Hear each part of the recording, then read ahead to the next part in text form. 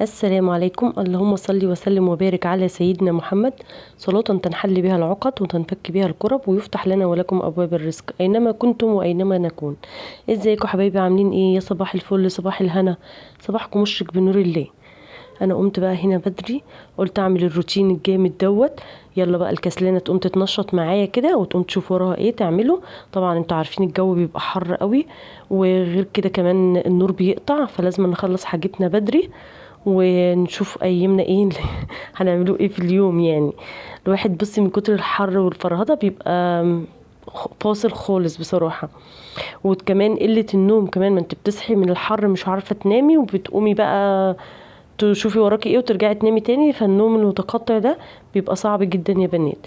يلا ربنا يعيننا ويعينكم يا رب، ويديكوا كل واحد على قد نيته، ويديكوا كل الحلو اللي في الدنيا كلها يا رب. يلا بقى صلوا على النبي كده واستغفري كتير وقومي شوفي وراكي ايه.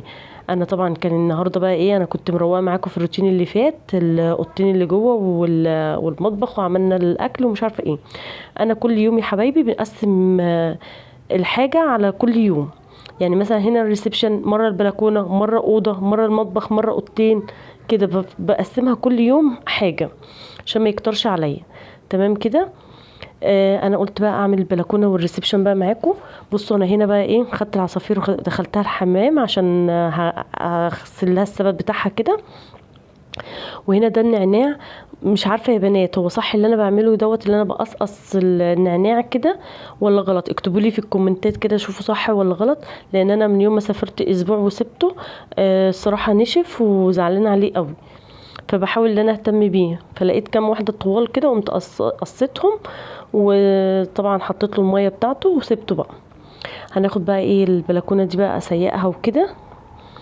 دي الحتت دي انا بحطها عشان لما بكب ميه للزرع بتنزل عليها بتتشربها، وبرجع انشفها. البلكونه فعلا كانت مش نظيفه خالص، علشان اكل العصافير بيقع مع البصل اللي انا معلقاه برضو مع النعناع وكده، فكانت متبهدله الصراحه. لان انتوا عارفين انا على طول قافله الستاره زي ما انتوا شايفينها كده، فحمياني كتير من التراب وكده، بس برضو لا مانع من التراب ربنا يعيننا والله.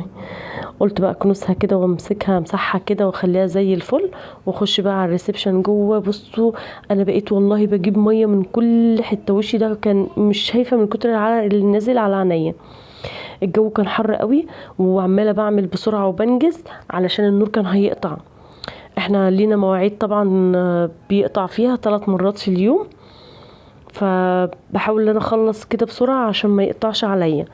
الحاجات اللي هي مثلا في المطبخ مثلا سهله وكده، اللي هو احط اكل على النار وعلى البوتاجاز والكلام ده، بيبقى سهله مش اشكال. بشغل الكشاف بتاع الموبايل وكده وبعمل الاكل على البوتاجاز عادي. بس طبعا لو هتشغلي خلاط اي حاجه تانية زي التسييق وكده، لا هتبقى الدنيا ضلمه مش هينفع. ولازم طبعا المروحه وانت شغاله وكده عشان تهون عليكي شويه. فقولوا لي بقى انتوا بتتابعوني منين يا بنات؟ ما تنسونيش في اللايك والشير والاشتراك في القناه وتفعيل زر الجرس عشان يوصلك كل جديد، وكل واحد بيتابعني يقول لي هو بيتابعني من انهي بلد. تمام كده حبايبي، بحبكم في الله يا اغلى متابعين، وعلى طول بطلب منكم اللايك اللايك اللايك عشان انتوا حبايبي. اللايك بيرفع الفيديو ويخلي عدد كبير يشوف الفيديو. تمام كده حبايبي. انا هنا بقى دخلت، كنت البلكونه بقى ايه، لا اتسيقت وجابت شويه طراوه كده وبقت زي الفل. قلت بقى هنا اجيب المكنسه بالكهرباء. انا مش هشيل سجاد ولا حاجه، لان انتوا عارفين الريسبشن ده علاقتنا بيه اللي هو ايه، السلام عليكم وعليكم السلام يعني احنا ما بنقعدش فيه خالص وما بنعدش عليه الا لما انا رايحه البلكونه انشر. دي بس علاقتي بالريسبشن. بس يعني ساعات بقى ابني مثلا معاه باكو شيبسي، معاه بسكوت كده بيطلع بره، فطبعا لازم ان انا ايه اشيك برضو عليه كده عشان ما فيش حاجه ايه تبقى متوسخه بره والكلام ده. تمام كده. انا جبت بقى المكنسه هنا وقلت بقى ايه اشفط بقى، لان لقيت شويه تراب كده شيبسي وفرافيت وحاجات، قلت اشفطها بالمكنسه. وده باركيتو بتاع تلميع الموبيليا الخشب يعني. تحفه قوي قوي يا بنات، جميل جدا في تلميع الخشب، بيخلي ريحه العفش ريحته حلوه، وفي نفس الوقت بيديله لمعه جميله جدا. بدأت هنا ان انا اشيل الشيلات بقى ايه واشفط كله، وامسح بقى بالباركيت وكده وهغسل بقى وهشفط بقى الارض السجاده برضو، وكل ركن باين هنا من السيراميك همسحه بقى بالشرشوبه. تمام كده حبايبي، استغفروا كده وصلوا على النبي، وادعوا لي دعوه حلوه من قلبكم، لان انا مهبطه خالص من الحر، وكمان ظهري وجعني قوي تقريبا بقى من مروحه تكييف مش عارفه والله. فربنا يعيننا ويقوينا. والله نزلت خدت حقنتين امبارح علشان اقدر ان انا اعمل الروتين ده واللي قبليه، لان مش قادره فعلا. انا لازم كده ان انا اواظب على الحقن ديت، حقن دي الفيتامين ومسكن طبعا. فادعوا لي دعوه حلوه كده من قلبكم ان ربنا يعفي عني ويقويني والله، ويرحمنا من الجو الحر ده.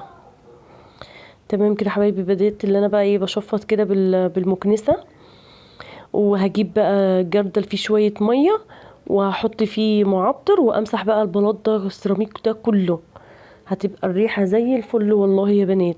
بعد ما خلصت اهو بصوا انا جبت ايه، ده فريده دوت، انا ده دوني، وفي في الفيته والفريده ده تحفه تحفه تحفه يا بنات. بتجيبوه من فتح الله، انا بجيبه من كل شهر من فتح الله ب75 جنيه، 4 لتر ب75 جنيه. بص بيفضل عندي كتير بصراحة. انا ما بحطوش على الهدوم، ما بحطوش في الغسالة، انا بحطه لو انا همسح البلاط كده السيراميك كده، بحط حبة بتشمي بقى ريحة جميلة. جربوه بس يا بنات. وبحطه في بخاخة، وبفضل ارش بقى على الايه، على المراتب، على الملايات، على الركنة، على الكراسي، بيبقى الريحة ثابتة ثابتة ثابتة خالص يا بنات. جربوا بس المعلومات ديت وشوفوا واكتبوا لي كده ايه رأيكم.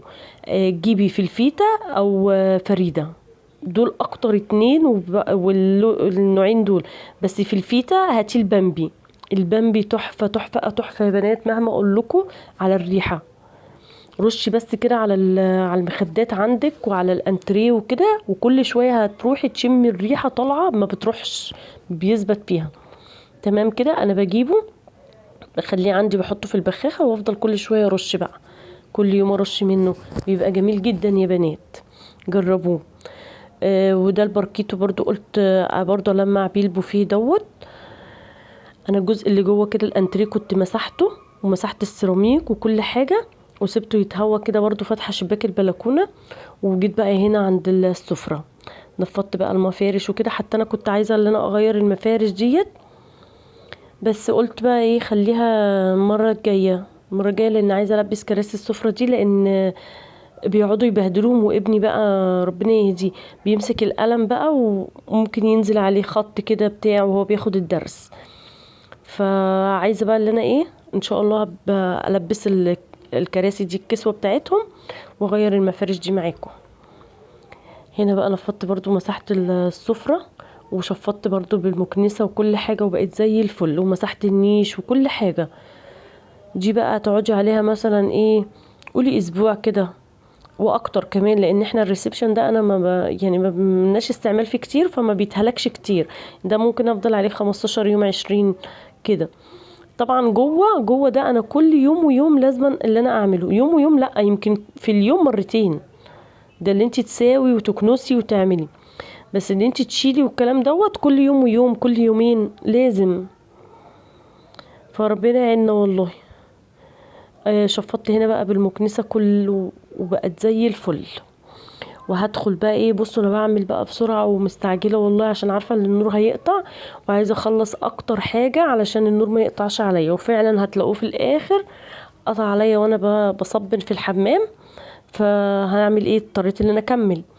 هنا بقى العصافير بقى بصوا مغلباني، بس بصراحة انا بيصعبوا عليا، فبحب اربي العصافير يعني، مع انهم هما بيبهدلوني.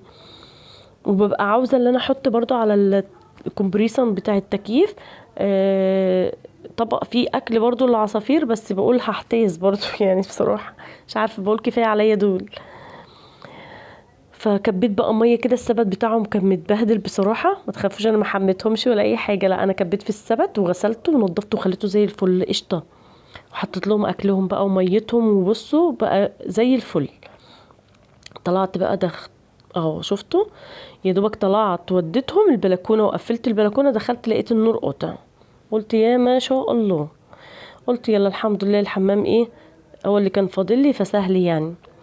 ابتديت بقى اللي انا كده اصبنه كله، غسلته ومرشته، بصوا مرشته مرش كده. غير ان احنا كل يوم بالطريقه دي او كل شويه بالطريقه دي، القعده والحوض لازم يتغسلوا. يعني انا كل يوم الصبح اقوم اعملها، ممكن مره كمان على المغرب تلاقيني اللي انا امسك الليفه دي مخصصه للحوض والقعده، بتلاقيني بقى اللي انا اغسل الحوض ده والقعده لازما كل يوم او مرتين في اليوم. تمام كده. مش هقول لكم تاني يا حبايبي، ما تنسونوش في اللايك والشير والاشتراك في القناه وتفعيل زر الجرس عشان يوصلكم كل جديد.